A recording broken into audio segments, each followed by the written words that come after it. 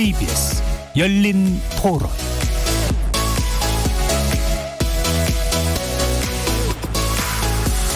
안녕하십니까. KBS 열린 토론 정준희입니다.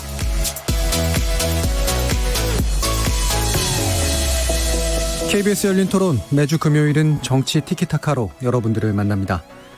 4.15 총선에 대비해서 각 정당은 인적 쇄신을 통한 정치개혁에 나서겠다고 목소리를 높였죠. 하지만 지역구 공천 접수 결과 민주당과 한국당의 20, 30대 후보는 총 41명, 전체 후보자 가운데 3.6%에 그쳤습니다. 그리고 다선 중진 의원들의 이선 후퇴나 험지 출마 기대가 있었는데 그 역시 딱히 현실화되는 모양새는 아니죠. 이 문제 정치 티키타카 논객들은 어떻게 생각하시는지 의견 들어보겠습니다. 다른 한편 중앙선관위가 미래한국당의 정당 등록 신청을 허가했습니다.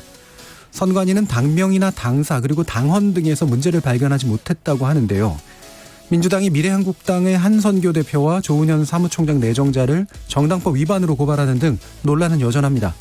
비례대표용 위성정당 출연이 정치권에 던진 과제 꼼꼼히 짚어보겠습니다.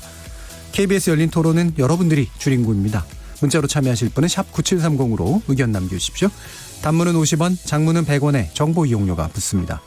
KBS 모바일 콩, 트위터 계정 KBS 오픈 그리고 유튜브를 통해서도 무료로 참여하실 수 있습니다. 시민 논객 여러분의 날카로운 의견과 뜨거운 참여 기다리겠습니다. KBS 열린 토론 지금부터 출발하겠습니다. 살아있습니다. 토론이 살아있습니다. 살아있는 토론, KBS 열린 토론. 토론은 라디오가 진짜입니다. 진짜 토론, KBS 열린 토론.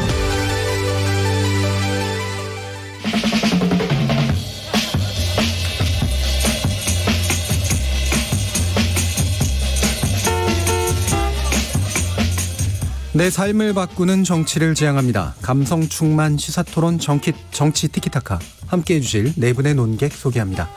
먼저 재단법인 와그를 이끌고 계시는 이진순 이사장 나오셨습니다. 안녕하세요. 네, 안녕하세요. 자, 그리고 정치평론가로도 활발한 활동하고 계시죠. 김민전 경희대 교수 나오셨습니다. 안녕하세요.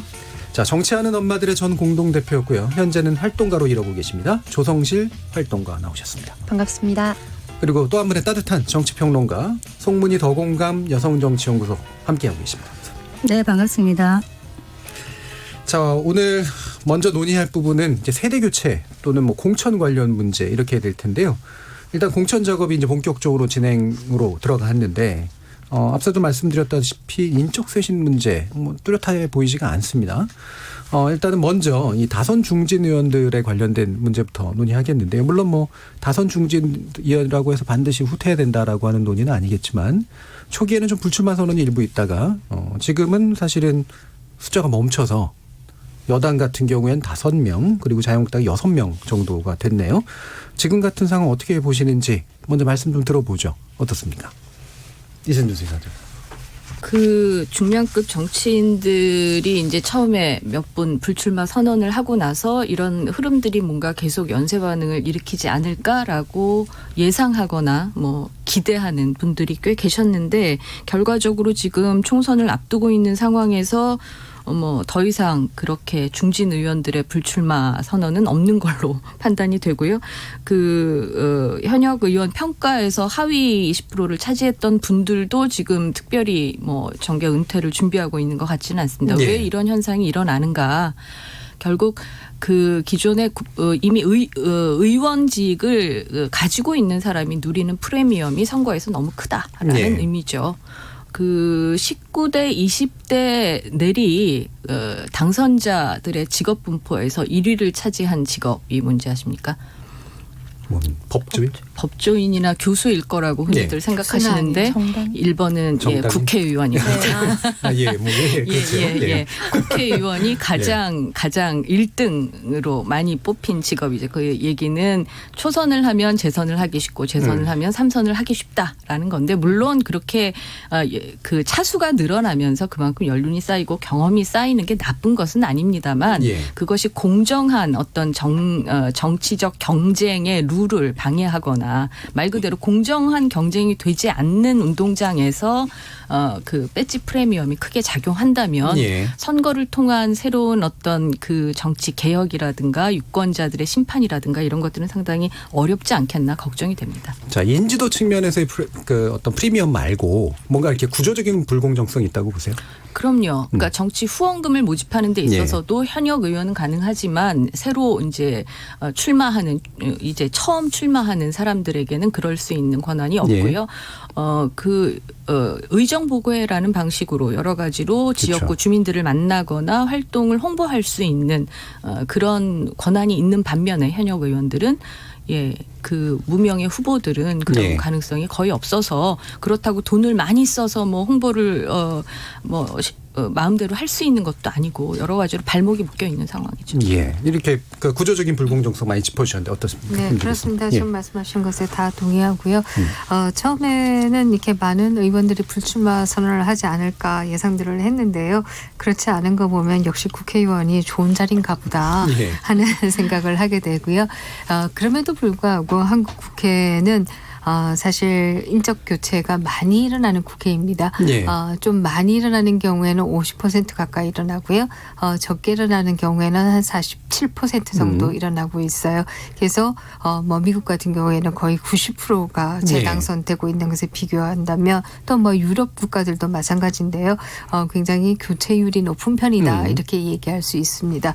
세대 교체 자진 사퇴 이런 거 안 하는데 어떻게 교체율이 높는가? 결국 선거구에서 한편에 있어서는 여야 교체가 일어날 때가 좀 더 교체율이 큰 편이 있고요. 다수당의 여야 정당이 바뀌는 경우에 그렇지 않은 경우에도 지역구에서 유권자들의 심판을 통해서 결국 교체가 되는 것이다. 이렇게 얘기 드릴 수가 있고요. 단 한 가지 아쉬운 점이라고 한다면 역시 젊은 세대는 우리가 그렇게 다 노래 부르지만 결과적으로 보면은 공천 신청 자체가 지금 말씀하신 것처럼 얼마 되지 않는다라고 하는 것은 역시 안타까운 부분이다라는 생각합니다. 예.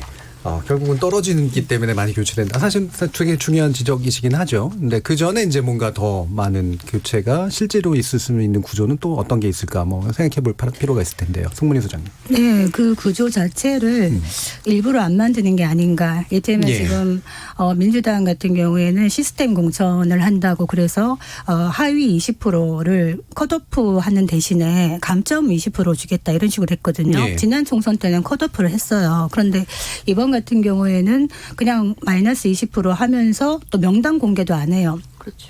개별적으로 얘기를 하면 알아서 좀 물러나 주십사 했지만 그럴 생각이 없는 거죠. 왜냐하면 그 의원들은 지금 시스템에서 아무리 청년이나 신인들에게 가점을 준다 하더라도 본인들이 유리할 수 있다는 판단을 하는 겁니다. 그래서 아까 김민정 교수님 말씀하셨듯이 결국 유권자들이 할 수밖에 없는 몫이다. 이런 생각을 하는데 국회의원이 좋은 것 같다 이 말씀하시니까 생각이 나서 국회의원 배지가 있고 없고가 굉장히 차이가 크더라고요. 그러니까 본인은 아는 거예요. 배지가 있을 때와 없을 때 나의 위상이 권력의 맛을 알기 때문에 스스로 물러나라고 하는 거는 좀 힘들지 않을까. 저는 그렇게 생각을 합니다. 예. 그럼 이 컷오프 문제가 나왔으니까 이것도 잠시 짚어보면 컷오프가 아니라 이제 20% 이제 하위 20%에 대한 감점인데 저는 궁금해요. 그러니까 이분들이 사실은 그걸 통보받으면 퇴진을 한 결정을 하면 사실은 뻔히 이제 내가 되게 낮게 받았다라고 하는 것을 이제 보여주는 그런 결말이 되기 때문에 실제로 의도한 효과가 날까라는 저는 궁금증이 있었거든요. 어떻습니까? 그런 의미에서 현역의원 평가 하위 20% 통보 같은 경우에는 사실상 어떻게 보면 당내에서 쉬쉬하면서 자진 권고를 하기 위한 룰이라기보다는 국민 눈높이에 맞는 후보를 이제 고르기 위한 작업이잖아요. 그래서 저는 국민들에게 충분히 공개하는 방향으로 가야 한다라고 생각을 하고요. 아까 이진순 선생님께서 구조적 불공정성에 대해서 말씀해 주셨는데 너무 공감하는 게 실제로 제가 작년 한 해 국회에 있으면서 이제 작년 한 해가 너무나 식물국회 중에 식물국회였다 이런 평가를 받기도 했고 의원실별로 이제 직원이 많이 빠져있는 방이 되게 많아서 기자들이 그런 질문들도 굉장히 많이 했습니다. 왜냐하면 회기가 열리면 그래도 업무를 해야 되기 때문에 서울에 스태프들이 와 있지만 사실상 한 의원실에 인턴과 입법보조원을 제외하고 8명의 유급 인원이 이제 보좌진으로 채용이 되는데요.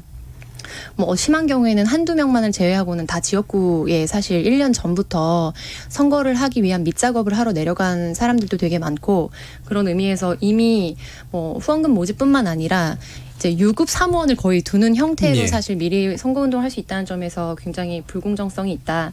그리고 앞서 말씀하신 이 중량급의 자진 사퇴에 대해서는 저는 이제 정치 경륜도 굉장히 중요하다고 생각합니다. 네. 그러니까 보통 이제까지는 정치꾼, 정치적이다 이런 단어들이 많이 쓰였지만 이제 저희가 정치하는 엄마들이라는 단체로 제가 시작을 했는데 정치하다라는 의미는 굉장히 능동적인 변수가 되는 의미잖아요. 그래서 이 정치하는 사람들이 많아져야 되고 정치에서 경륜을 가진 중량급의 의원들도 분명히 역할이 필요합니다. 다만 중요한 거는 3선이 되고 4선이 되면 더 큰 무대나 자신의 정치 경륜을 공익적으로 쓸 수 있는 도전들을 계속해서 해야 하는데 본인이 계속해서 있었던 지역구에서 5선, 6선을 하면서 본인이 가지고 있는 조직을 가지고 선거를 한다는 것 자체가 네. 신인이 절대로 등용할 수 없는 그런 부분들을 차지합니다. 그래서 유권자분들이 이번에 또 중량급의 의원들이 출마할 때 그런 부분들을 좀 꼼꼼히 봐주시고 인물에 대한 평가를 해주셨으면 좋겠습니다. 네, 사실 네. 이게 참 딜레마인데요.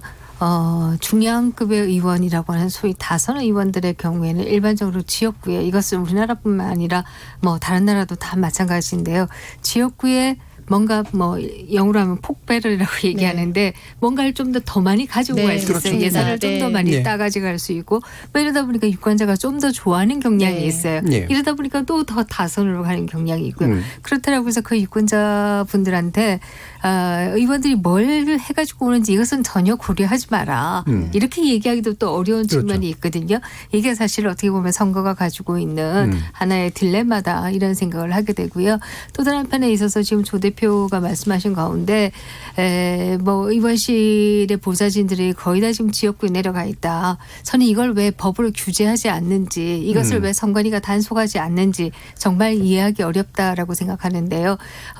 정말 그 국회의원들의 월급을 주는 이유는 의정 활동을 하라고 주는 것이지 선거 활동을 네. 하라고 주는 것이 아니거든요. 그래서 제가 미국 국회 같은 경우에는 90%가 재당선된다고 말씀드렸지만 그것은 완벽하게 분리가 됩니다. 그래서 만약에 현 보좌진이 자기가 모시는 국회의원 따라서 선거운동을 하려면 일단 직을 사직해야 돼요. 월급도 안 받아야 돼요. 네. 그래야 가서 선거운동할 수 있는 거거든요. 미국 같은 경우에는 하다못해서 국회에서 연설하는 장면이나 이런 것도 의정활동 자료집에 넣지 못하도록 하고 있어요. 그거 자체가 네. 국회 마크 자체가 굉장한 그 이득을 가져다 주기 때문에 이것은 불공평하다라고 해서 못하게 하고 있는데 우리는 그런 면에서 너무 규제를 하지 않는 것이다. 이렇게 네. 얘기 들을 수 있고요. 그것보다 더 중요한 것은 미국의 경우에는 언제 당내 경선이 있는지 언제 지역구는 어떻게 되는 것이 이건 다 예측 가능해요. 그렇죠. 그렇기 예. 때문에 후보들이 한 중요한, 2년 전부터 네. 계속 운동할 수 있어요. 우리는 지금 아직도 선거구 획정이 안 선거구 됐어요. 그렇기 때문에 어느 지역구에서 어떻게 돼야 되는지 하다못해서 지금 정당 이름도 네. 이제 결정이 네. 되나요? 정당들도 아직은 네. 모르겠어요. 막 이런 상황이다 보니까 갈수록 무지의 베일이 더 커져요. 그렇죠. 이러다 보니까 더더욱이나 신인들은 더 어려워지는 상황이 벌어진다. 그러니까 이런 분위기에서는 말씀하셨듯이 지금 야당 같은 경우 야권에서는 그냥 이합 집산을 계속 하고 있으면서 어떻게 보면은 대진표도 제대로 꾸려지지 않은 깜깜이 선거예요. 이런 상황이고 여권 같은 경우에는 지금 뭐 촛불 정부라고 얘기하지만은 촛불 정신을 딱 내세울 수 있는 어떤 의제를 갖고 있지 않은 것 같아요. 그러니까 제가 볼 때는 인물이 새롭고 안 새롭고 뭐 중진들이 많이 나가고 이런 문제도 중요하지만은 예. 이번 총선의 가장 큰 문제는 이슈가 없다는 거예요. 이슈. 그게 뭐냐. 총선의 어떤 시대 정신, 화두 이런 게 없어요. 그러니까 야권에서는 우리가 문재인 정부의 독주를 막아야 되고 폭주를 막아야 네. 되니까 반문연대를 하기 위해서 보수 통합이 시대적 과제다 이렇게 얘기를 하고 있는데 그렇게 통합을 해서 무엇을 할 것인가에 대한 이야기가 없는 거예요. 여권 역시 지금 촛불 정신을 구현하기 위해서 우리가 어떤 이슈를 가지고 의제를 가지고 한다 이런 얘기가 제가 느끼기에는 선명하게 다가오지 않아요. 국민들이 느낄 때는 갑자기 또 생각이 납니다. 그 노무현 대통령 살림살이 좀 나아지셨습니까? 이 말이 자꾸 생각이 나는 것은 왜일까? 지금 서민들의 국민들의 생활을 이슈로 들고 나오는 것들이 거의 없다. 저는 그래서 이 부분이 더 큰 문제가 아닌가 이런 생각이 듭니다. 예, 근본적으로 이제 지금 대립구도 자체가 제대로 명확하게 그어지고 있지 않은 또는 미래지향적으로 그어지고 있지 않은 문제는 분명한 것 같고요. 좀 더 들어가서 공천 문제 한번 짚어볼 텐데 일단은 공천 한국당 문제 전에 저 예, 예. 정말 짧게 한 말씀만 꼭 조성실 드리고 발표님. 싶은데요. 아까 선생님께서 너무 공감되는 말씀 해주셔서 예. 저희 김민정 교수님께서 교수님. 이 스태프들을 유급 사무원처럼 선거운동에 사전에 동원하는 그 부분에 대해서 선거에 뛰었던 캠프에 있는 누군가를 보좌진으로 채용하고 그다음에 1년 미만이 됐을 때 그 사람을 정리하고 국정감사를 앞두고 전문 보좌진으로 계속해서 국정감사 이력이 있는 사람들 한 2, 3년 쓴 다음에 선거를 2년이나 1년 앞둔 시점에 다시 지역에 거주하고 있는 사람으로 급 채용을 했다가 이런 게 굉장히 문화처럼 국회내에 있습니다. 예. 이런 부분들에 대해서 명확하게 법적인 규제 장치가 필요하다. 예. 이 말씀 나오신 법을 김에 만들려면 국회의원이 만들어야 되는데 그게 그러려면 딜레마죠. 좋은 선거법 국회의원이 관련해서도 그렇고요. 들어가야 되는데 하여간 이게 계속 악순환처럼 그러네요. 그러니까 이런 방금 뭐 여러 가지 지적해 주신 부분들은 사실은 뭐 충분히 입법화할 만한 내용들이라고 보는데 그리고 이런 보좌관들이나 당직자들이 차분차분히 어떤 정치 현장에서 뛰고 배워 나오면서 커져 나가고 이분들이 또 훌륭한 정치인이 돼야 되는데 사실 보좌관 하시는 분들이나 이런 당직자 분들이 지속 가능한가 당장 생계 자체도 불안정하고 이런 것들은 정말 아까 말씀하신 대로 현실적인 문제죠. 이것도 저는 어떤 측면에서는 국회의원들의 갑질이라고 봅니다. 예. 그래서 저는 늘 주장하는 건데요.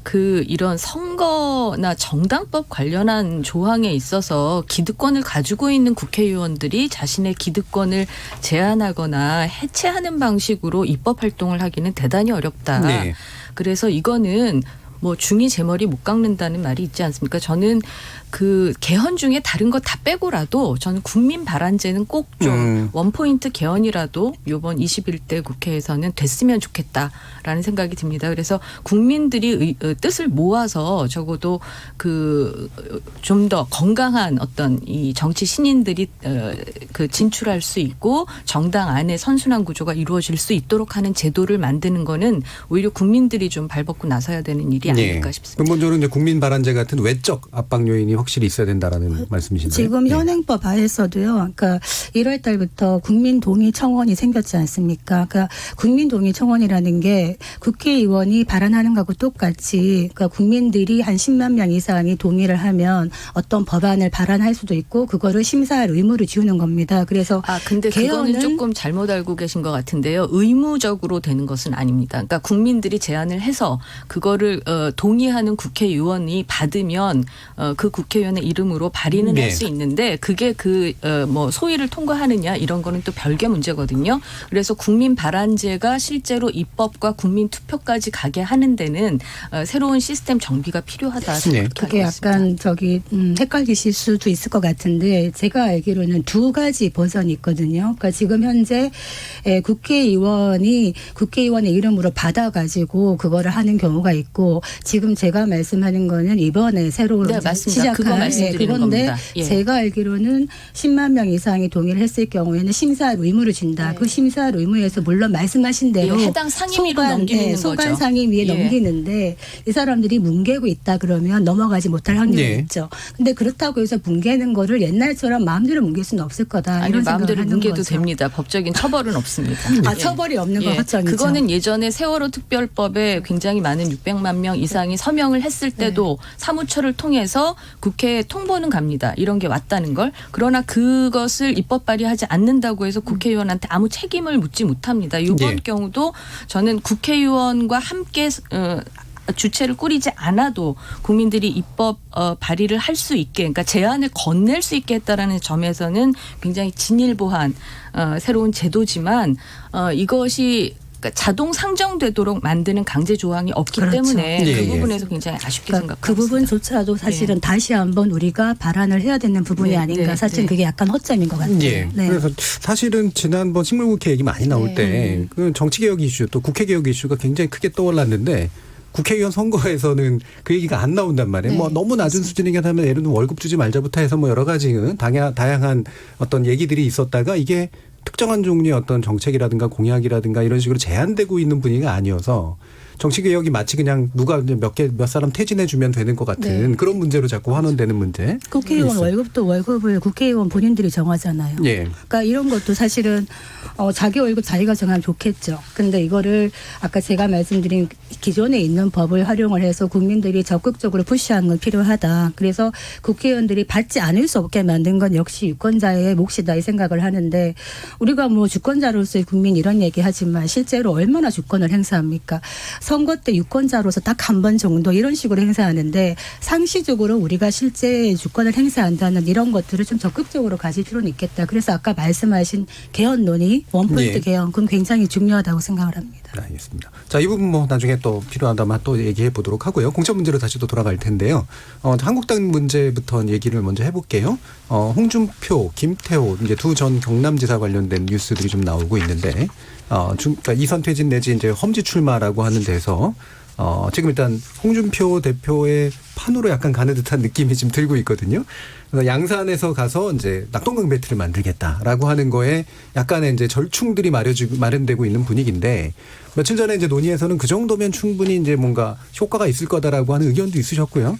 또 한편에서는 이제 결국은 이제 뭐 이거는 뭐 중진들 험지 출마 물 건너간 얘기다라는 얘기까지도 아마 반발들이 있을 거다라는 얘기까지도 나오는데 어떻게 보시나요? 김민정 교수님. 네, 저는 뭐 이번 공천이 여야 막론하고 유사한 그 공통점이 있다라고 한다면 당내 분란을 만들지 않겠다라고 네. 하는 게 공통점이 아닌가 하는 생각을 합니다.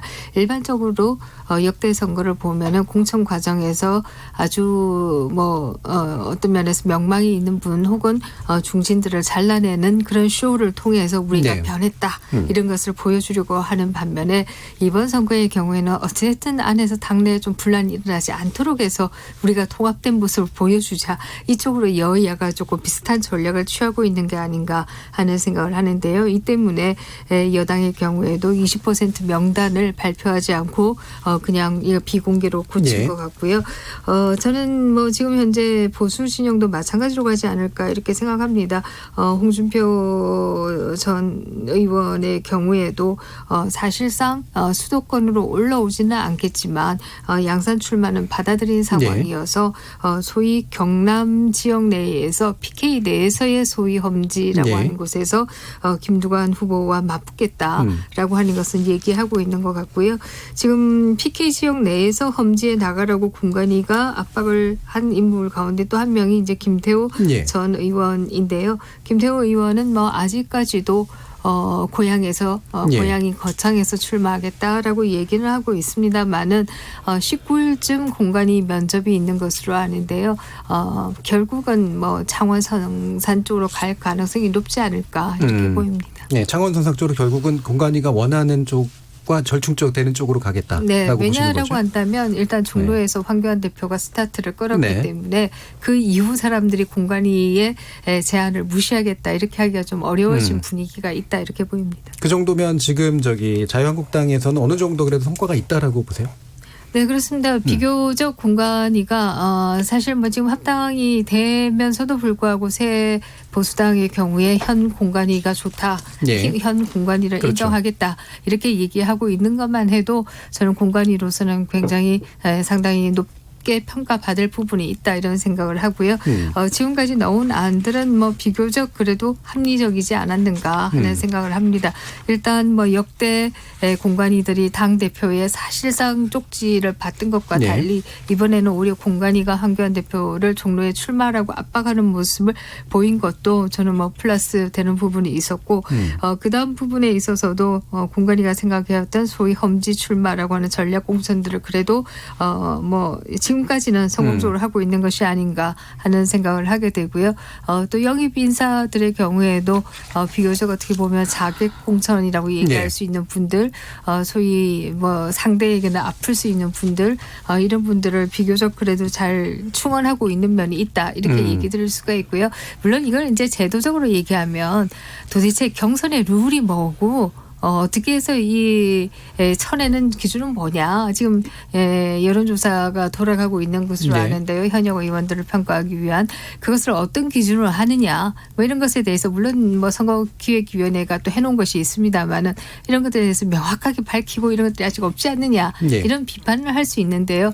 그러나 정치 현실에 들어가면 비교적 무난하게 하고 있는 것이 아닌가 하는 예. 자, 이런 비판하시나요? 저는 뭐 거기에 바로 대응하는 얘기는 아니고요. 예. 그런데 지금 하여간 정치권에서 낙동강 벨트라든가 또 이제 호남을 기반으로 한 그 통합을 하면서 호남계 뭐 통합신당이라고 네. 표현을 한다든가 이렇게 지역을 볼모로 그렇죠. 예. 지역을 기반으로 하는 어떤 이런 식의 선거와 관련된 프레이밍 이런 것들 대단히 불만스럽습니다. 예. 낙동강 벨트 무슨 한국 전쟁 하는 것도 아니고 뭐 그렇게 치면은 뭐 서울 같은 경우에 전통적으로 보수세가 강하다라고 하는 게 뭐 강남 3구다. 그럼 한강 벨트인가요? 이렇게 지역으로 자꾸 나누게 되면은 이거는 국민 통합이든 새로운 어떤 그러니까 수기적인 정치적 이슈에 대한 제대로 된 민주적 토론이든 논쟁이든 이런 거 다 하지 말자는 겁니다. 그냥 지역에 따라서 야 우리 지역이 어딘데 여기서는 이 사람 꽂아줘야지 이런 식의 구도로 가게 되고 거기에 따라서 지금 언론도 굉장히 늘 선거 때마다 이거 네. 하지 말자라고 하면서 이번에는 거의 뭐 반성적 성찰조차도 없이 그냥 막 나가는 것 같은데요. 진보 보수 막론하고 네. 다 경마식 보도만 합니다. 그렇죠. 예. 어디서 누가 될 거냐 누가 공천이 될 거냐 말 거냐 뭐 누가 어디로 옮길 거냐 그래서 정말 신문을 읽어도 좀 재미가 없습니다. 예. 이게 우리 서민들의 삶하고 어떤 관계가 있을까 아까 말씀하셨지만 총선 이슈나 정책은 사라진 경마식 보도 그리고 게다가 지역을 중심으로 금극기 선극기 하면서 땅 따먹기 놀이하는 것 같은 이런 게 굉장히 거슬리네요. 그런데요. 뭐 이제 네. 그 지적을 전 충분히 아주 소중하게 생각하고요. 그럼에도 불구하고 소위 벨트라고 하는 특히 낙동강 벨트의 경우에는 PK에서 가장 경쟁적인 지역이다. 그렇기 때문에 꼽아서 준다고 되는 곳이 아니다. 이렇게 얘기할 수 있을 겁니다. 낙동강 벨트라고 하는 표현이 먼저 나온 것은 바로 2016년 국회의원 선거에서 먼저 네. 나왔고요. 당시에 민주당이 고지역대에서 5개의 의석을 가지면서부터 이 낙동강 벨트라고 하는 표현들이 나왔는데요. 그러니까 누가 어쨌든 먼저 썼든 그런 표현은 이제 안 썼으면 여야가 좋겠어요. 이렇게 경쟁할 수 있는 지역이 저는 많아지는 것이 결국 유권자의 결정력을 높이는 것이기 때문에 그것이 저는 더 바람직하다 이렇게 생각합니다. 같은 맥락에서 지금 낙동강 벨트가 뜨거우면 뜨거울수록 총선의 전반적인 어떤 효과가 있을 거라고 생각을 하는데 제가 볼 때는 지역주의의 어떤 지역적인 관점보다는 아마 그 지역의 현안의 문제를 누가 다 잘 집어내는가 이런 부분이 아마 작용할 것 같아요. 네. 그래서 지금 그 김두관 의원이 홍준표하고 붙으면서 어떤 얘기를 하냐면은 진주의료원 폐쇄권을 탁 치고 나오는 거예요. 네. 그것이 바로 홍 대표의 아킬레스건이라고 생각을 도지사 하는 시절에. 거죠. 예. 그래서 그 부분을 들고 나오는 것이고 지금 공관위에서 홍준표 대표를 험지로 보낸 거냐 아니냐라고 만약에 말한다면 기존에 본인이 가고 싶었던 것보다는 험지는 맞습니다. 이길 수 있는 험지. 이길 수 라는- 있는 수 없이. 있는지 없는지는 예. 뭐 알 이게 수가 가능성이 있는 없겠습니다만 험지. 예. 제가 이제 양산에 지인들이 좀 있어서 한번 전화를 돌려봤어요. 근데 그 지역 민심을 좀 읽겠더라고요. 그렇지만 방송이니까 말은 못하겠어요. 예. 다만 제가 더 말씀드릴 수 궁금한데요? 있는 거는 PK, TK 다 말할 수 없을 만큼 지역 민심이 만만치는 않다. 네. 이런 부분이 어떻게 이 물밑에서 돌아가는가를 그 지역에 있는 의원들은 느끼는 거예요. 그래서 지금 뭐 민주당의 TK 맹주라고 하는 김부겸 의원이라든가 부산의 김영춘 의원, 김두관 의원 다 이런 얘기를 합니다. 지역에 선거를 하려고 그러면 지금 죽게 생겼는데 무슨 선거하자 그러냐 이런 얘기를 한다는 거예요. 그래서 이런 부분을 찝어내는 의원이 아마 될 거라고 생각을 하고 홍준표 대표가 어쨌든 이 양산으로 감으로써 어떤 또 효과가 있나 그러면 TK 물갈이론이 아마 희석될 것이다. 지금 TK 의원들을 한 50에서 70% 물갈이 하겠다고 했는데 굉장한 반발이 있을 거고 네. 아마 홍준표 지금 의원 전 대표처럼 우리도 협상하겠다고 아마 나오실 겁니다. 그렇죠. 왜 우리가 물갈이 돼야 되는데 우리가 공헌한 것이 얼마인데 그리고 우리가 보수가 폭망한 것이 우리의 책임이 책임이냐, 우리만의 책임이냐, 이런 어떤 기준으로 우리를 물갈이하느냐에 대해서 정확한 대답을 하지 못한다면 홍준표 전 대표처럼 아마 협상을 하려 아마 될 것 같다, 이런 생각이 듭니다. 그러니까 협상의 사례가 이제 만들어진 셈이기 때문에 그런 부분도 이제 시작해 주시죠. 조성진 활동가님. 저는 이 험지의 뜻의 의미에 대해서 좀 한번 곱씹어보고 싶은데요. 그러니까 굉장히 여야의 비슷한 체급의 사람 두 사람이 붙어서 누구 한 사람이 박빙이든 차이가 나든 떨어지면 정치적 주가가 떨어지는 것이 사실상 험지로 읽힐 수도 있겠고, 그렇지만 이제 그 문맥상의 원래 험지의 의미는 정말로 당선 가능성이 낮은 땅을 이야기하는 거잖아요. 그런 의미에서 지금 홍준표 대표가 이제 타협안으로 제안하고 있는 안이 과연 험지인가에 대해서는 저는 굉장히 부정적으로 봅니다. 그러니까 예를 들면 김두관 전 지사님과 같이 이제 대결을 해서 어떤 그 부분에서 졌다라는 것에서 오는 이미지 실추나 포텐셜이 떨어지는 거에 대해서는 뭔가 감안해야 되겠지만, 여기 이 부분에서 인재 영입과 좀 연결해서 말씀드리고 싶은 게, 새롭게 정당들이 인물 쇄신을 하고 이미지를 쇄신하고 새롭게 방향을 바꾸고 최대한 인물도 바꾸겠다, 이런 의미로 인재 영입을 했는데, 거대 양당에서 지금 영입된 인물들이 결국 어떤 지역구에 출마할지 혹은 비례대표에 도전을 할지 뭐 이런 것들이 사실상 향방이 거의 정해지지 않은 상황이거든요. 근데 정말로 그런 인물들에게 정치적인 목소리와 자리를 명확하게 내어주는 차원의 혁신이었다고 하면 정말로 당선 가능성이 높은 곳에 우선적으로 영입된 인사들을 지역구 출마를 선언시키고, 그리고 그 이외에 있어서 선택지를 가져가는 것이 옳았는데, 지금 홍 대표님의 선택 자체가 사실상 그런 여지들을 지금 앞서서 선생님께서, 송무인 대표님께서 말씀하신 것처럼 다른 의원들도 TK에서 이제 물러날 수 있는 가능성을 굉장히 낮췄다, 그런 의미에서 저는 좀 부정적으로 평가를 하고 있고요. 앞서서 다선 의원이 그 지역에서 중진 의원이 재선을 하고 3선을 하는 것이 지역민들에게 또 이익을 가져다 준다는 면에서 딜레마가 있다고 말씀하셨는데, 그런 의미에서 이렇게 중진들이 어디에 도전을 하느냐, 이런 것들이 헤드라인으로 많이 걸리지만 결국 다선으로서 축적된 정치적 역량이나 가져오는 이익이 그 지역에 누구를 위해서 쓰이느냐에 대해서는 지역 구민들이 곰곰이 씹어보고 이번에 투표하실 때 그런 부분을 잘 고민해 봐야 된다라고 생각하고 있습니다. 굉장히 유권자들한테 많은 말씀을 하시는 것 같아요. 부탁하고 싶은 말씀이 많으신 것 같은데, 사실 험지라고 하는 뭐 정의는 여러 가지가 있겠지만 당선 가능성 제가 문제라든가. 정의를 한다라고 하면요, 언론이 험지라고 하지만 일반적으로 이것을 보면 스윙 에리어라고 표현하는 게 저는 더 옳지 않을까 싶습니다. 뭐 그건 정치학에서도 많이 쓰는 표현이고요.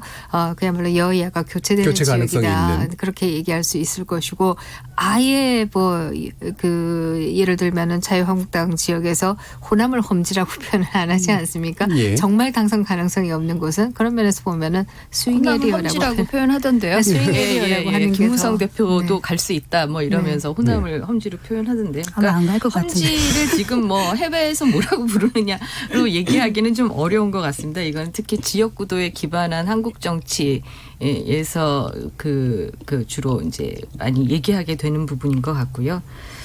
어찌 됐든 지난번에 이준수 이사장님 같은 경우에 뭔가 이렇게 그 도전을 함으로써 새로운 가치를 보여주거나 그러니까 비전이 있거나 뭐 이런 쪽. 노무현 전 대통령이 부산에 내려갔을 때 그걸 험지를 자청해서 내려갔다라고 얘기할 수 있는 전형적인 경우라고 보고, 홍준표 전 대표 같은 경우에는 뭐 많이 보도가 됐지만 지금 양산을 지역이라고 하는 게 지난 총선을 제외하고는 계속 이 뭐 한국당 계열의 정당들이 주로 당선이 됐던 곳이라서 이제 사람들은 다 자기가 뭔가 이선으로 타협안을 할 때 여기도 험지 맞아, 이렇게 주장하고 싶어하는 것 같습니다. 황교안 대표가 아마 긴장하고 있을 겁니다. 그 홍준표 전 대표가 여기서 살아 돌아오고 개선 장군이 되면 황 대표가 만약에 종로에서 전사한다 이러면 당권에 아마 넘어갈 것이기 때문에 속으로는 굉장히 긴장하지 않을까, 뭐 저는 그런 생각이 좀 듭니다. 중량급 인사들끼리의 뭔가 맞붙는 거, 이런 거 자꾸 이제 얘기 들어보면 결국은 이제 미국 프로복싱에서 이렇게 흥행사들이 사람들 파트너 붙이는 것 같은 그런 느낌, 뭐 이런 것도 좀 들긴 하는데요. 또 다른 얘기도 한번 해보죠. 민주당 얘기 하나 짚어보려고 하는데, 정봉주 전 의원의 예비후보 자격을 놓고 이제 결국은 공관위가 부적격 결정을 내렸고, 정봉주 전 의원은 굉장히 억울하지만 일단은 이제 그 반발까지는 안 가는 그런 상태인 것 같아요. 이 부분은 어떻게 평가를 하시는지요? 정봉주 전 의원이 원통하고 서러워서 피를 토하고 울부짖고 싶다, 이렇게 표현을 하셨는데, 저도 진짜 들으면서 답답하고 화가 나서 좀 울부짖고 싶은 그런 느낌이 좀 들었습니다. 저는 일단 공관위 판정이 적절했다라고 보고요. 정봉주 전 의원의 뭐 나름의 진정성이 있을 것이고 그분을 또 믿고 지지하는 그 유권자들의 마음이 있을 텐데 지금 굉장히 잘못 알려지고 있는 것이 정봉주 의원이 그 2년 전에 내가 미투라는 불미스러운 사건으로 복당이 막히고 서울시장 출마도 불어대는 정치적인 처벌을 받았다라고 표현을 했어요. 그런데 이번에 다시 당이 나에게 감정 처벌을 단행을 했다. 난 굉장히 억울하다. 그리고 지금 2년 가까이 혹독한 재판을 거쳐서 이제 완전하게 무죄 판결을 받았다라고 얘기를 하셨는데 여기서 말하는 그 판결이 났다라고 하는 사안은 이 성추행 사건이 보도가 되었던 프레시안지와 정봉주 의원 간의 명예훼손, 무고 등에 관한 소송을 말하는 겁니다. 그러니까 성추행 사건에 대해서 무죄를 받은 게 아니죠. 그러니까 성추행 피해자와 어떤 공식적인 법적 공방이 오간 적이 없고요. 그래서 이것을 마치 성추행 사건에 대해서 혹은 그 의혹에 대해서 완전히 법적인 면죄부를 받은 것처럼 이렇게 좀 헷갈리는 화법으로 얘기하시는 거는 대단히 잘못되었다. 그리고 특히 정봉주 의원을 사랑하시는 분들께 꼭 말씀드리고 싶은 게 이 빨간 점퍼 K를 잡겠다. 이런 걸 이제 공공연히 홍보물로도 쓰시고 빨간 점퍼를 입은 민주당원이 있다. 이거는 이제 본인이 출마를 생각했던 지역에 있는 그 금태섭 의원이죠. 금태섭 의원이 민주당 의원이긴 하지만 빨간 점퍼 그러니까 뭐 자유한국당처럼 이적행위 해당 행위를 한다. 이렇게 말씀을 하시는 거예요. 그래서 저처럼 정체성이 분명한 사람이 전면에 나서는 게 필요하다. 이런 표현도 쓰시고 이런 나 같은 정체성을 가진 사람을 지지하는 여러 당원들을 생각해봐라. 이런 얘기도 당 지도부에 하셨는데 저는 당의 어떤 소수 의견을 내는 사람들, 그러니까 흔히 요즘 표현하는 속어로 뭐 인싸, 아싸 이런 표현을 쓰지 않습니까? 저는 아싸를 두텁게 많이 가지는 정당일수록 훨씬 더 지속 가능한 어떤 자기 탄력성을 가지고 회복력을 가진다라고 생각을 해요. 요즘 미국 대선에도 보면은 버니 샌더스라든가 부티지지라든가 완전히 아싸 중에 아싸. 버니 샌더스는 아예 민주당원도 아니고 무소속이었던 사람이고요. 부티지지는 뭐 아시다시피 동성애자에다가 몰타게 뭐 이런. 근데 이런 사람들이 그 위기에 처한 정당을 또 구할 수 있는 구원투수가 되기도 하는 것이거든요. 정치라고 하는 건. 그래서 이게 너무 인싸, 핵인싸 이런 것 중심으로 이건 당의 정체성이고 그렇지 않은 애들은 제명해야 돼, 나가야 돼 이렇게 얘기하는 거는 마치 그 지난 2016년 총선에서 진박, 친박 이런 논쟁을 하면서 결국 여러 공천파동, 옥새파동 이런 게 있지 않았습니까? 당시 새누리당에 마치 그런 전철을 떠올리게 하는 것 같아서 굉장히 우려가 되고 정말로 이분이 말씀하시는 것처럼 당과 현재 정부를 위해서 나는 최선을 다하고 싶다라는 그런 진정성을 가지고 계시다면 좀 장기적으로 보시고 현명하게 처신을 하시길 바랍니다. 송문희 소장님 어떻게 생각하세요?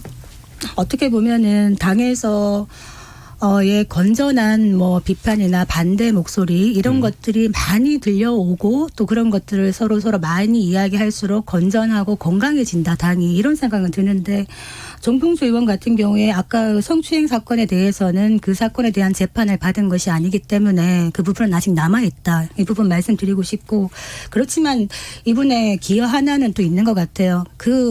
어떻게 보면은 이명박 시절에 정말 BBK는 누구 겁니까? 라는 것을 지속적으로 지휘하게 하면서 어떤 이런 억울한 어떻게 보면은 정치 탄압도 좀 받았고 이런 부분에 대한 평가와 또 이 부분 지금 말한 어떤 성추행 부분에 대한 평가는 좀 나눠서 봐야 되지 않겠나 이렇게 생각을 합니다. 알겠습니다.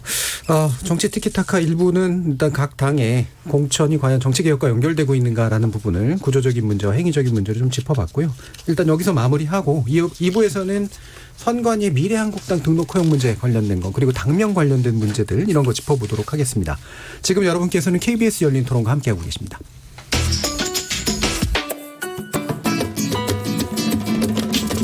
묻는다, 듣는다, 통한다. KBS 열린 토론. 듣고 계신 청취자 여러분 감사드립니다. 들으면서 답답한 부분은 없으신가요? 궁금한 점은요? 그렇다면 함께 토론에 참여하시죠. 유료 문자 샵 9730을 이용하시면 됩니다. 단문은 50원, 장문은 100원의 정보 이용료가 있습니다. 스마트폰 어플리케이션 KBS 모바일 콩을 통해서도 무료로 참여하실 수 있습니다. KBS 열린 토론은 언제나 열려 있습니다. 듣고 계신 KBS 열린 토론은 매일 밤 1시에 재방송됩니다. 자, 우리 토론 진행되는 동안 청취자들이 보내주신 의견 들어보고 가겠습니다. 송아랑 문자캐스터. 안녕하십니까. 지금까지 청취자 여러분이 보내주신 문자들 소개하겠습니다. 콩아이디 오윤재님. 여전히 공익정치보다 사익을 위한 정치를 추구하는 모양새입니다. 여야 불문하고 아직도 정치에 있어 후진성은 면치 못했다고 보여집니다. 하지만 분명한 건 일부 국회의원들의 소신이 바탕이 되어 정치 선진화의 방향으로 향하고 있습니다. 지금의 진통이 밑거름이 되길 바라봅니다. 콩아이디 9778님. 국회의원은 삼성까지만 허락하면 좋겠습니다. 오래 할수록 정치적인 관록이 보여지기보다는 개인의 사익을 챙기는 쪽으로 활동하는 듯합니다. 콩아이디 오스카님. 고위공직자에 대한 견제수단으로 공수처가 있듯이 국회의원에 대한 견제수단으로 국민에게 감시 및 소환 요구 등의 권한이 주어져야 합니다. 현재 국회의원에게 부여되는 권한과 혜택을 재정비하면 진정으로 공익과 국민을 위한 정치인이 배출될 것 같습니다. 유튜브 청취자 HS리님. 지역주의를 벗어나지 못하는 이유는 내가 꼭 재선이 되어야 하기 때문입니다. 우리 당이 한 석이라도 더 얻어야 한다는 게 아니라 내가 재선이 되어야 하기 때문에 그러자면 또 내가 재선이 될 수 있는 가장 높은 확률을 다져둬야 하는 것이고 그러려면 우리가 남이가라는 식의 지역주의 정서를 계속 붙잡고 있는 거죠. 라는 의견 주셨습니다. 이 시간은 영상으로도 생중계하고 있습니다. 유튜브에 들어가셔서 KBS 일라디오 또는 KBS 열린 토론을 검색하시면 지금 바로 토론하는 모습 보실 수 있습니다. 방송을 듣고 계신 여러분이 시민 논객입니다. 계속해서 청취자 여러분의 날카로운 시선과 의견 보내주세요. 지금까지 문자캐스터 송아랑이었습니다.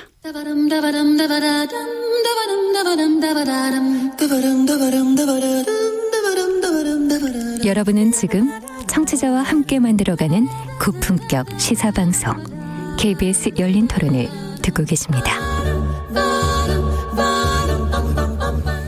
KBS 열린 토론 금요일 코너 정치 티키타카. 김민전 경희대 교수, 이진순 와글 이사장, 송문희 더공감 여성정치연구소 소장, 조성실 정치하는 엄마들 활동가 이렇게 네 분과 함께하고 계십니다.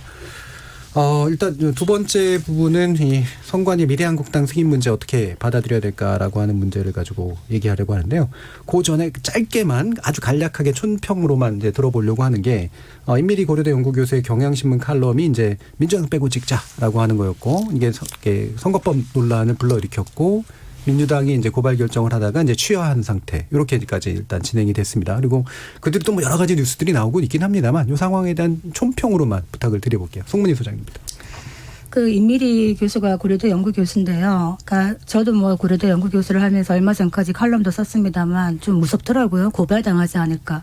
이거 아주 부적절한 처사였다라고 생각합니다. 엄청난 과잉 대응이다. 일테면 이 칼럼의 내용이 민주당에 대한 어떤 그 잘하라는 애증이 있는 것 같아요. 제가 보기에는. 그리고 엄혹한 비판에 대해서 PR을 구분하고 이거 정치적 목적이 아니냐라고 어떤 고발이나 이런 걸 통해서 입막음을 한다는 것은 기본적으로 표현의 자유, 우리가 말하는 뭐 진보 보수를 다 떠나가지고 이거는 상상할 수 없는 일이 아닌가 이런 생각이 들어서 고개 쳐들면 죽는다 이런 얘기합니다. 이 행동 하나가 지금 고발 취하한 것이 어떻게 후폭풍이 벌어질 것인가.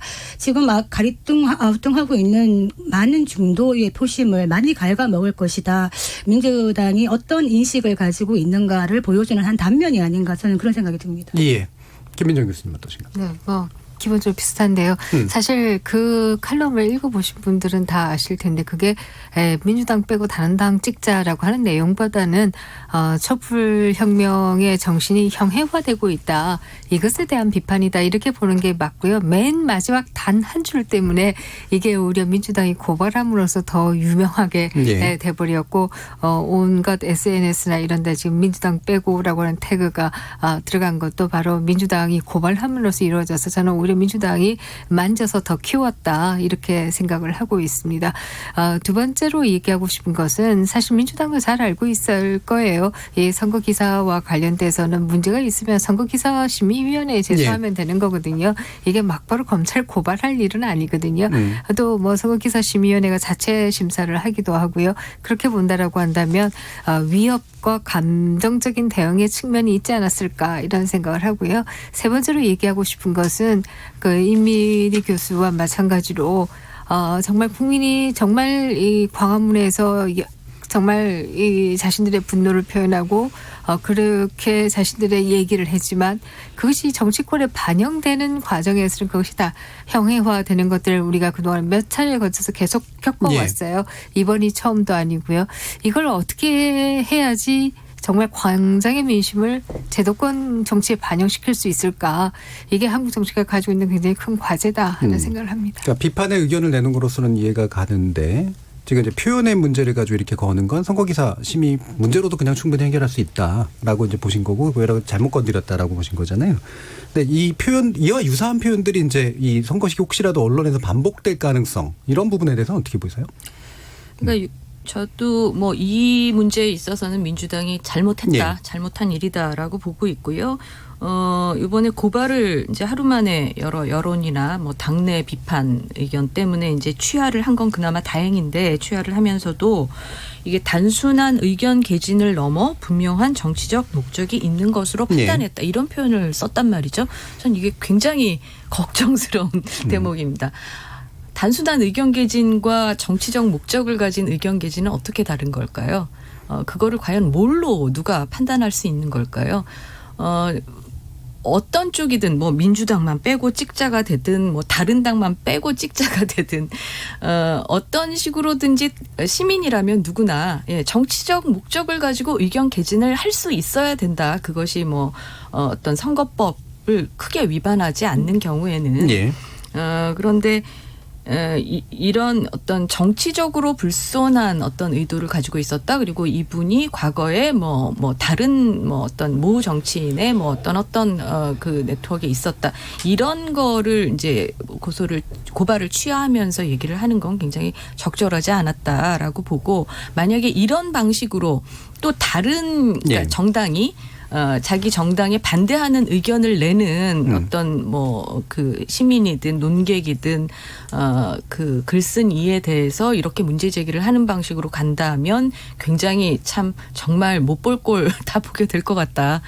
이거는 대단히 잘못된 일이고 앞으로 다시는 이런 일이 있으면 안 될 것 같다는 생각이 듭니다. 네, 선생님들께서 그 비슷한 얘기는 다 해주셨기 때문에 많은 부분 공감을 하고요. 저는 역으로 이 민주당만 빼고라는 칼럼을 민주당 공식 채널에서 태그를 걸면서 국민들이 갖고 계신 열망에 충분히 부응하지 못한 부분 쓴소리 달게 받고 남은 정권 기간 동안 더 힘을 실 수 있도록 이제 이번 총선에서의 어떤 암묵적인 메시지를 던졌더라면 오히려 던졌더라면 던졌더라면 던졌더라면 오히려 지지층에 대한 충성도도 높아지고 그리고 촛불혁명에 보냈던 기대 대비 현 정권이 보여주고 있는 역량이 너무 이 갭이 크다라고 실망했던 많은 지지자들에게도 명확하게 고민할 수 있는 여지를 줬을 거라고 생각합니다. 그런 부분에서 굉장히 아쉬운 결정이었고 부적절한 결정이었다. 알겠습니다. 자, 이 부분은 이제 이 정도로 들어보고요. 본론으로 들어가서 그 중앙선관위가 이제 정당 등록 미래한국당의 신청을 승인했다. 고발 상태입니다. 이것도 어떻게 이해하십니까, 김희천 교수님? 네, 뭐 사실 우리나라 정당법에서는 선관위의 거주지가 어디 정당의 소재지가 어디인지 당 대표가 누구인지 이름이 무엇인지 이걸 다 등록하도록 하고 있습니다만은 이런 등록제가 없는 나라들도 많이 있고요. 네. 정당법이 최근에 바뀌어서 그나마 좀 나아져서 몇 개 시도 이상에 있어야 하고 특히 굉장히 재밌는 게요. 서울에 중앙당을 둬야 한다. 이게 정당법에 우리가 있기도 했어요. 이거 자체가 어떻게 보면 구시대의 유물이었던 측면이 있습니다. 예. 그래서 선관위가 정당에 등록을 받는 것도 좀 이례적인 거지만 받는다고 해도 이것이 마치 어떤 행정기관의 규제처럼 가서 실사하고 이럴 문제는 사실 아니다라고 하는 게 이게 그냥 세계 보편적인 인식이다. 이렇게 볼 수 있고요. 아마 선관위가 결정한 것도 그런 선상에서 결정하지 않았을까 하는 생각입니다. 그리고 기본적으로 정당 등록제나 등록의 요건들을 이렇게까지 얘기할 필요 없다라고 하는 입장이신가요? 그렇습니다. 그나마 좀 최근에 좋아진 게요. 위헌 법률심사에 의해서 헌법재판소가 이제 용인을 해서 해산제도는 없어졌어요. 예. 과거에는 우리가 해산제도도 있었습니다. 선거에서 2%인가요?를 총 득표율 2%. 3%인가요? 그게 득표되지 않으면 해산하도록 하는 제도도 있었는데 이런 없어졌죠. 제도를 가진 나라가 없어요. 자, 이거 같이 논의하시겠습니다만 이거 함께 묶어서 모르죠. 예, 지금 안철수 전 의원의 등록 신당은 이제 또 국민당 당명 못 쓰게 만들었고 국민새정당 등에 이미 등록된 정당과 일치하지 않는다. 그런데 국민의 당으로는 또 인정을 하는 분위기인데 이거하고 겹쳐서 보실 때 어떤 느낌이 드시나요? 그러니까 이번에 워낙 이미 지금 있는 당만 해도 10개 당인데 물론 뭐 앞으로 수일 내에 또 몇 개는 또 다시 합쳐지고 또 새로운 당명이 나오고 하겠습니다만 저는 신문 방송을 열심히 보고 있는 사람인데도 정말 정당 이름 외우기 어렵습니다. 그것도 하루가 다르게 또 이랬다 저랬다 달라지기 때문에 특히 무슨 통합, 미래, 국민, 민주 이런 표현을 쓰는 정당들이 너무 많아서 국민당은 안 되고 국민의 당은 되고 비례한국당은 안 되고 미래한국당은 되고 그리고 또 미래한국당이 있는데 미래당도 있고 미래통합당인가요? 지금 새로 보수통합해서 만드는 당이 미래한국당은 있는데 미래통합당은 되고 또 미래당이란 정당은 원래 따로 있고 이걸 도대체 어떻게 이 유권자들이 다 일일이 기억을 하고 표를 찍으라는 건지 모르겠습니다. 선관위가 사실은 공정한 선거를 관리하는 심판 역할을 하는 거잖아요. 그러면 선관위 어떤 기준이 우리가 딱 들었을 때 좀 납득이 쉽게 되고 이해가 돼야 되는데 안철수 신당은 개인 이름 들어가니까 안 된다고 한 거 이해가 돼요. 근데 국민당 같은 경우에 그럼 옛날에 국민의 당하고 차이가 뭐냐 그랬더니 의가 차가 있다는 거지. 의 글자 하나가 그 발음상의 차이가 있기 때문에 이거는 안 되고 이렇게 얘기를 하는데 미래한국당은 또 왜 되느냐 그랬더니 한국이라는 말은 그냥 통용되는 단어다 이렇게 얘기를 하는 거예요. 그러면 국민당의 국민은 통용되는 단어가 아닌가요? 그렇다면은 안철수 당 쪽에서는 충분히 불만을 얘기할 수밖에 없는 사안이다. 저는 그렇게 생각을 합니다. 당 이름을 짓는데 선관위에 좀 제안을 드리고 싶은 거는요. 선관위가 정당 이름 다 가져와 봐라. 내가 심사해서 되는지 안 되는지 얘기해 줄게 이러지 말고 미리 기준을 좀 정해줬으면 좋겠다라는 생각하는데요. 기존에 있는 정당과 연속하는 두 자 이상이 같으면 안 된다라든지 이런 것들을 미리 제가 만약에 기준을 삼는다라고 한다면 연속하는 두 단어 이상이 같으면 안 된다. 또 혐오 표현이 들어가서는 안 된다. 내지는 사람의 이름이 들어가서는 안 된다. 이런 것들을 몇 개를 좀 기준을 세워주면 이런 혼란들을 좀 막을 수 있고 이것이 마치 또 정치적 의도가 있는 것처럼 해석되고 하는 일들도 막을 수 있지 않을까 하는 생각이 들어서요. 저는 선관위가 조금 더 머리를 써야 되지 않을까 하는 생각입니다. 실제로 통합자 들어가는 정당들이 많아지고 있습니다. 이제 지금 대한신당, 민주평화당, 바른미래당은 민주통합당이고 또 이런 방식의 이제 헷갈리는 것들이 있죠. 조성심 활동가. 저는 이제 미래한국당의 정당 등록 승인 관련해서 기본적으로 이런 시도 자체가 사실은 이게 되냐 안 되냐 선관위로 가고 혹은 문제가 됐을 때 검찰에 고발을 하고 이렇게 되기 전에 사실은 이 정치권 자체에서 이런 논의 자체가 시작되면 안 됐다. 왜냐하면 기본적으로 1인 1투표의 원칙을 최대한 살리는 방향으로 선거제 개혁 논의를 했고 그런 과정에 이 선거제 개혁 준연동형이 통과된 안에 허점을 보여주겠다. 사실은 그런 또 멘션과 함께 이야기들이 나온 거거든요. 근데 이거는 그런 허점은 명확하게 논평으로 내고 허점을 이용해서 사실은 기득권을 유지하려고 하는 시도를 하는 것 자체가 굉장히 국민을 농락하는 시도다. 그래서 저는 큰 틀에서는 국민의 기본권을 침해하는 시도라고 생각하고 있습니다. 예, 이게 명칭도 명칭이지만 이제 미래한국당의 이제 문제라고 볼 수 있는 건 분명히, 그러니까 확실히 이제 뭔가 이렇게 얼렁설렁 만들려고 하는 분위기가 너무나 명확해요. 지금 5.18 망언으로 계속 제명이 돼야 된다고 얘기했던 이종명 의원이 이제 1년 만에 제명됐는데 이유가 뻔하게 이적시키기 위한 제명이었고. 조은현 사무총장님도 사실 예, 그렇죠. 그다음에 정운천 의원이 이제 참여하면서 5인을 완성해서 이제 정당 보조금 거의 마지막 날에 이제 5억 원을 확보하는 그런 모습인데, 정치 현실은 물론 인정합니다만 이제 최대한 이렇게 뭔가를 많이 활용하는 이런 모습이라는 게 과연 어떤 의미로 다가갈까 이거죠. 꼼수인 예. 것은 사실이다라고 예. 얘기할 수 있을 것이고요. 또 제도의 허점을 최대한 이용한 것이다 이렇게 얘기할 수 있을 겁니다. 선거제도의 경우에는 결국 1+4라고 하는 집단의 밥그릇을 키우는 대신에 그 밥그릇에 부족한 부분을 결국 자유한국당에서 가져올 수 있도록 선거제도가 설계되었기 때문에 그것을 띄어내기 위해서 또 이런 꼼수가 나온 것이다 이렇게 얘기할 수 있을 것이고요. 지금 뭐 이제 지금 말씀하신 이종명 의원을 뭐 제명해서 보낸다든지 또 정운천 의원이 여기로 가면서 3억을 들고 간다든지 네. 국고보조 이런 부분들도 제도가 그만큼 너무나 허점이 많기 때문이다 이렇게 말씀드릴 수가 있는데요.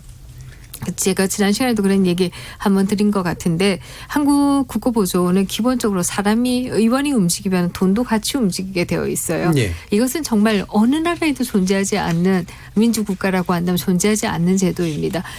기본적으로 미국이나 영국 같은 경우는 국고보조 제도가 없습니다만은 유럽 같은 경우에 독일이나 이런 경우에도 지난 선거에서 받은 득표율로 네, 국고보조를 기본적으로 배분하도록 되어 있기 때문에 중간에 새로 생긴 당의 경우에는 지난 선거에서 받은 득표율이 없기 때문에 국고보조도 받을 수 없어요. 다음 선거를 한번 치러야 받을 그렇죠. 수가 당의 있는 계보를 가지고 있어야 되죠. 그렇습니다. 다음 선거를 치러서 자기 기록이 있어야 국고보조를 받기 때문에 결국 우리와 같은 이합 집산이 계속 일어나지 않아요. 우리는 움직이면 돈이 같이 따라 움직이기 때문에 얼마든지 국고보조가 따라오니까 저는 페널티가 없고 이 때문에 끊임없는 이합 집산을 한다 이렇게 말씀드릴 수가 있고, 이거 정말 고쳐야 되는데 이것도 뭐 국민 발안제도가 들어와야 뭐 고치나요? 꼼수라고 얘기하시는데 저는 꼼수 아닌 것 같아요. 그러니까 대놓고 하시는 것 같아요. 그래서 이거는 꼼수는 모르게 이렇게 살짝 하는 게 꼼수인데, 예. 이종명 의원 제명하는 것도 5.18 망원 건으로 제명하는 게 아니잖아요. 그렇죠. 그러니까 예. 그냥 이적시키기 위한 거라고 오픈해서 말씀을 하시고, 그래서 이번에는 조은현 의원과 다르게 제명 사유가 발표가 됐습니까? 이번에도 안 나왔습니까? 이적시키기 위한 것이라고 얘기를 했습니다. 그렇기 때문에 이걸 꼼수라고 얘기할 수는 없고. 지난번에 지적하신 예, 부분. 당원 장교에 없는 이상한 들으셨나 봐요. 문제는 이게, 그러니까 저는 지금 미래한국당이 몇 석을 얻을 것인가 굉장히 관심이 있거든요. 예. 그러니까 정말 관심이 있는 게, 결국에는 뭐 유권자의 선택이겠습니다만, 미래한국당이 만약에 많은 표를 얻는다, 이러면 저는 더 재미있는 결과가 올 것 같아요. 그렇죠. 정치적으로 그걸 지지해 준 결과가 되는 거니까요. 그 결과가 지금 자유한국당과는 또 어떤 관계 설정이 될 것인가. 그리고 그 과정에서 그 선거운동하는 과정에서도 만약에 지금 미래한국당이 뭐 모든 걸 독립적으로 하겠다고 계속 강조하고 있어요. 한성규 대표가. 그랬을 때 만약에 덩치가 커졌을 때 어떻게 관계 설정이 될 것인가. 예. 그래서 굉장히 지금 주의 깊게 보고 있습니다. 근데 일단 의석 확보를 하게 된다면, 하고 나서 자기들끼리 뭐 다투고 싸우고 그거는 자기들 문제지만, 저는 이게 굉장히 안 좋은 선례로 남게 될 것 같아서, 예. 안 좋은 예로 남게 될 것 같아서 사실 되게 걱정이 됩니다. 이렇게 만만하게 볼 문제가 아닌 것 같고요. 물론 제도를 고치는 게 필요하죠. 제도를 조금 더 저는 새 그 21대에서 선거법을 준준준이 아니라 진짜 연동형 비례대표제로 고쳤으면 좋겠다라고 생각하는 사람인데, 그러나 제도가 일부 그 완벽하지 않다라고 해서 그 틈바구니를 비집고 꼼수를 부리는 거는 정치적 지도자들이 할 일은 아닌 것 같습니다. 예. 뭐 중소기업 고유 업종을 만들어서 대기업이 진출 못하게 했다. 그러면 진출 안 해야죠. 근데 거기다가 페이퍼 컴퍼니를 만들고 바지 사장을 앉혀서 우리 대기업 아니야, 우리 중소기업이야 이러고 나가는 거는 정말 누가 봐도 그건 말이 안 되는 거지 않습니까? 지금 정치권의 제1야당이라고 하는 데서 그런 행동을 하고 있는 것이죠. 그런데 이게 뭐 처절한 실패로 끝난다라고 한다면 아무도 어떨 거라 싶어서 다시는 저런 시도를 하지 말아야지 하겠지만 이번에 어떻게든 의석을 확보한다면 뭐 그 의석 확보 이전에라도 지금 우후죽순 이렇게 선관위에 등록 허가가 나면서 다른 정당들도 이런 식의 페이퍼 컴퍼니 같은 저는 위성 정당이라는 말도 적절치 않은 것 같고요. 과대평가하는 것 같고요. 위성은 적어도 궤도가 있지 않습니까? 여기는 궤도가 없습니다. 그냥 아바타 정당입니다. 네, 이런 아바타 정당이 더 난립하게 될까 봐 이제 걱정입니다. 지금 현재 만들어진 정당은 저기 선거제도는 사실은 뭐 우리가 다 같이 원하듯이 여러 다양한 세력이 들어올 수 있도록 만들어진 제도인가라고 한다면 저는 사실은 아니라고 생각해요. 전국적으로 3% 득표한다라는 건 굉장히 어려운 일입니다. 3% 이상 득표해야만이 비례대표를 배분받는데요. 3% 이상 득표하는 정당은 제가 아무리 생각해도 4개, 5개 이상 가기는 어렵다. 그렇다라고 하는데 우리가 지금 생각하고 있는 많은 정당들은 사실은 여기에 관계가 없고 그렇다라고 한다면 지금 현재 우리가 연동형 비례대표제에서 고민했던 것은 정말 다양한 세력을 끌어들이기 위한 것이 아니라 3% 이상의 득표되는 정당에서 어떻게 나누냐의 문제였기 때문에 사실은 미래한국당이나 뭐 지금 보수 진영의 지지자들도 이 부분이 그렇게 나쁜 짓은 아니지 않냐? 이게 다수의 정서가 아닌가 하는 생각이 듭니다. 근데 비단 이 문제만이 아니라 사실 모든 제도는 공백이 있을 수밖에 없는데 이 제도 분명히 공백이 있고요. 저는 근데 3% 공백을 그럴 것 같아요. 활용하는 그 정치 행위에 대해서 정치적인 판단이 내려질 때 이제 거기서 생기는 거잖아요. 네. 근데 미래한국당이 만약에 그런다면 김민정 교수님 말씀은 이게 그렇게까지 나쁜 일이 아니라고 보기 때문에 이제 지지가 일어날 수도 있는 거고. 그러니까 군소 정당이 굉장히 난립할 거라고 생각을 하는데 말씀하셨듯이 3%를 얻는다는 게 굉장히 문턱이 높아요. 70만 명 이상의 그 유권자 표를 가져가야 되는데 실제로 우리가 기억하는 과거에 꽤 유명했던 어떤 정당들도 3%에 막혀서 진출하지 못한 경우가 많아요. 그래서 이번에 많이 우후죽순격으로 한 5, 60개가 생긴다 이래도 이 정당들이 끝까지 완주는 못할 것이고 제가 보기에는 기존에 있는 당들에게 약간 뭐 합작하는 형식, 연대하는 형식으로 그들의 이슈를 가지고 들어가는 형식으로 아마 들어갈 것 같고 독자적으로 마지막까지 가기에는 현실의 문턱이 굉장히 높을 것이다. 저는 그렇게 생각하고 만약에 군소 정당들이 설령 조금 더 난립을 한다 하더라도 그것이 왜 나쁜가? 뭐 저는 그것도 하나의 실험이라고 생각을 합니다. 네, 그러니까 저는 군소정당 난립이라는 용어 자체가 난립이 뭔가 혼선과 이 하여간 무질서를 내포하고 있는 개념으로 쓰이고 있어서 적절치 않다라고 보는데요. 저는 정당의 숫자가 많은 것은 전혀 문제가 안 된다라고 생각합니다. 우리가 뭐 TV의 채널이 3개이던 시절에 물론 조성실 활동가는 그 시절 사람이 아니겠지만 그렇게 살다가 지금 뭐 100개가 넘는 채널을 뭐 볼 수 있다라고 해서 이게 우리 뭐 인생에 크게 혼란을 주진 않거든요. 저는 다양한 이슈 정당, 정책 정당들이 생기고 활동을 하게 하는 거는 필요한 일이라고 보고요. 3% 문제는 저는 3%는 뭐 갑자기 나온 얘기는 아니고 3% 이상이 돼야 예전에도 비례 의석을 가지고 갈 수 있었고 이번에도 원래 5%인가 뭐 이렇게 그 기준을 높이려고 하는 시도가 있다가 그나마 이제 3%로 내려온 거라고 보는데요. 저는 군소 정당이 많아지는 게 문제가 아니라 이런 식의 아바타 정당이 A 플러스, B 플러스 뭐 이런 정당들이 계속 생길까 봐 그게 걱정이란 얘기죠. 100개 채널도 거의 다 보면 비슷한 프로그램. 안 보는 프로가 많죠. 100개가 되어도. 여러 비유들이 지금 난무하고 있습니다. 재미없다는 평가 이후에 그래서 저는 제 개인적으로 가지고 있었던 기대에 비해서 이번 준연동형 비례제 개혁이 아쉬움이 많이 남았지만 사실 그럼에도 불구하고 첫 술에 배부르랴 한 술에 배부르랴라는 평을 남기고 싶습니다. 그러니까 결과적으로 거대 양당 중심으로 진행됐던 이 한국의 국회가 말씀하신 것처럼 최대 뭐 4-5 정당 정도가 의석을 확보하게 된다 하더라도 캐스팅 보트의 역할을 해줄 수 있는 정당들이 같이 생긴다는 거가 큰 의미가 있다고 보고요. 다만 저는 지난주에 미래한국당은 미래한국의 악수다 이렇게 평을 드렸는데 결국에 정치라는 것은 표를 주고 함께 이 대의민주주의에서 발언권을 준 국민들에게 비전을 제시할 수 있는 게 정치인에게서 굉장히 중요한 역량이라고 생각을 하고요. 예. 그런 의미에서 저희가 뭐 보수 진영에서 저는 지난주에 인물이 기근이다 이런 말씀드렸고 또 교수님께서는 보수와 진보 다 통틀어서 인물 기근이다 이렇게 말씀해 주셨는데 한국 정치에서 당내 민주화 그리고 혐오 차별 표현 이런 것들이 개혁이 돼야지만 저는 민주주의가 오히려 국민들의 어떤 의식이 높아지는 것보다 더 빠른 속도로 발전이 될 수 있다고 봐요. 이렇게 장황하게 설명드리는 거는 예. 지금 대통합 논의하고 있는 분들 중에서 특히 보수 진영에서 이 미래한국당의 창립 방향에 대해서 강하게 쓴소리를 하고 명확하게 목소리를 낼 수 있는 사람들이 이번 선거에서는 어떤 결과를 맞을지 모르겠습니다만 다음 차기 선거에서는 오히려 예상하지 못했던 새로운 인물로서 비전을 제시한 인물로서 예.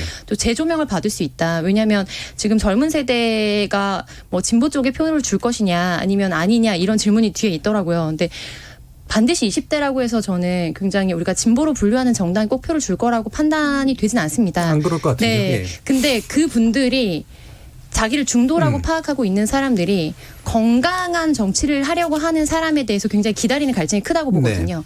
그런 부분에서 이 지금 위성정당, 뭐 아바타 정당 이야기 많이 나왔는데 미래한국당에 대해서 명확하게 자신의 목소리를 내고 국민들의 눈높이에 맞는 질책을 할 수 있는 보수의 목소리가 나와야 된다 이렇게 생각하고 있습니다. 실제로 그분들이 조성시 활동가의 어떤 지적을 받아들이면 정말 클까요? 네, 기다려보겠습니다. 우리나라는 너무 거대 양당의 독식 구조에 너무 익숙해져 있어요. 그래서 정당이 한 몇 개만 돼도 어지러운 게 아닌가 이런 생각을 하는데 다양한 이슈를 가지고 이슈 파이팅을 하는 그런 정당들이 많을수록 저는 좋다고 생각하고 예. 제가 눈여겨보는 거는 지금 신생 정당들이 막 나오고 있는데 그중에 몇 개 이렇게 좀 큰 정당들을 보니까 공통적으로 하는 이야기가 있더라고요. 기본소득 이런 얘기를 해요. 네. 그래서 이런 것이 또 지금의 이슈가 아닐까 해서 아마 기성 정당들이 또 이런 부분을 받아내면서 뭔가 같이 해나가고 삶의 질을 아까 청년들이 또 이슈별로 자기들의 선호가 판단이 되는 것이라 그런 면에서는 긍정적인 역할을 하지 않겠나 저는 그렇게 봅니다. 사실 뭐 제도 문제는 아까 말씀하신 뭐 KB라든가 이런 식의 문제는 사실 의원 정수도 확 늘고 그다음에 제대로 된 연동이 마련이 돼야 사실은 그 제한이 얼마 없어지는 되지도 거잖아요. 않아요. 지금 예. 겨우 그러니까 30석밖에 안 돼요. 준 예. 연동하는 게. 네. 그래서 이런 뭐 제도 설계가 가지고 있는 한계들은 분명히 있는 것 같고 그래서 새로운 정당들이 출연해서 뭔가 국민의 선택을 받을 수 있는 가능성, 그다음에 새로운 인재들이 진출할 가능성 이런 것들은 아직까지는 확실히 명확하지가 않은 것 같습니다. 오늘 얘기 가운데서 이제 사실 조성시 활동가께서 흔한 이유인데요. 일신상의 이유로 오늘까지만 이제 같이 출연하시는데 아마 하시고 싶은 말씀이 있으실 것 같아요. 뭐 또 여러 가지 소감도 들으실 것 같고 한번 말씀 들어보죠. 네. 열린 토론 패널로 함께 할 수 있어서 너무 감사했고요. 또 일신상의 이유로 네. 제가 못해서 잘리는 건 네, 그런 이유는 아닙니다. 그런 확실하게. 이유만은 아니라고 말씀드리고 네. 또 그렇게 봐주신 분들도 계셨겠지만 예. 또 열심히 배우고 또 경청하고 또 그럴 수 있는 시간이어서 너무 감사했습니다. 이제 이 토론이라는 게 자신의 입장만 관철시키는 게 아니잖아요. 그런 의미에서 정준희 교수님과 또 다른 선생님들과 함께하는 자리가 저의 생각을 되돌아볼 수 있게 하는 자리였기 때문에 제 개인에게도 성장할 수 있는 자리였다. 감사 인사드립니다. 정치에 대해서 한마디 더 해주시면. 우리 정치 발전에 대해서 어떤 포부를 가지고 계신가요? 이런 방향으로 갔으면 좋겠다. 대한민국 정치 발전에 있어서 저는 국민들의 인식은 당연히 점차적으로 더 좋아져야 되는 거고 중요한 건 당내에 새롭게 진입한 사람들이 자신의 목소리를 갖지 못하면 아무리 인물이 새롭게 수혈돼도 정치는 바뀌지 않는다. 그래서 당내 민주화를 지향하는 새로운 인물들이 많이 생겼으면 좋겠다. 예. 이렇게 말씀드립니다. 당내 민주화를 지향하는 새로운 인물들이 많이 생겼으면 좋겠다. 어떻게 생길 수 있을까요? 86년생 조성실 청년이자 여성인 이런 젊은이 뜨겁고 참신한 젊은이들이 더 많이 들어가서 국회에 들어가서 많은 활동을 하기를 원합니다. 가능할 거라고 보세요? 저는 이번 총선에서 그 많던 청년들은 다 어디로 갔을까를 다시 한번 고민하게 되고요. 그 선거 초반만 하더라도 뭐 각각 정당마다 다 뭐 청년들 앞세워서 굉장히 청년층한테 어필하려고 애들을 쓰더니 막상 이번에 이제 그 후보자 등록하고 하는 데서는 아주 처참한 성적표가 나왔어요. 저희는 그 와글이라고 하는 데가 이제 청년 정치활동가들과 주로 같이 활동을 하기 때문에 이제 자세한 얘기를 들어봤는데 이후에 그런 얘기를 좀 더 할 수 있는 기회가 생기면 좋겠고요. 왜 청년 정치는 안 되는가? 그렇죠. 그 네. 실상과 허상 뭐 이런 거 가지고 얘기했으면 좋겠고 어쨌든 저는 뭐 조성실 활동가님 개인보다 이제 정치하는 엄마들이라고 하는 예. 단체 이렇게 당사자 정치를 표방하는 시민단체들이 많아지고 정치적 목소리를 내는 것에 대해서 굉장히 좋게 생각했는데 이런 자리에서 같이 만나서 얘기를 할 수 있어서 되게 좋았습니다. 예. KBS 열린 토론 금요일 코너 이런 말씀과 함께 정치 티키타카 이것으로 마무리할 텐데요. 오늘 토론 함께해 주셨고 또 지난 한 달간 함께해 주신 조성실 활동가님께 일단 감사드리고 이진순 이사장님 그리고 김민정 교수님 송문희 소장님 네 분 모두 감사드립니다. 감사합니다. 감사합니다. 오늘 토론에 참여해 주신 시민논객께도 감사하다는 말씀 전합니다. 저는 다음 주 월요일 7시 20분에 저녁 7시 20분에 다시 찾아뵙겠습니다. 지금까지 KBS 열린 토론 정준이었습니다.